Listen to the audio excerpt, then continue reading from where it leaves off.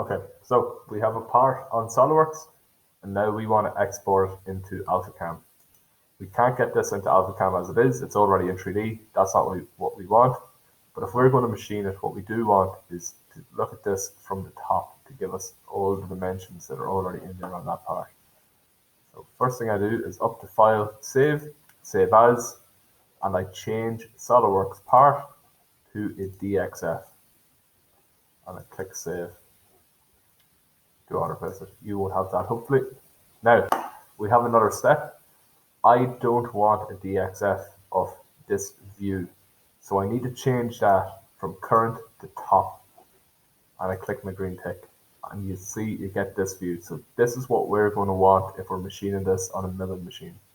We want to be looking down at this part at the top. So now we have all of our dimensions and we can export them into AlphaCAM.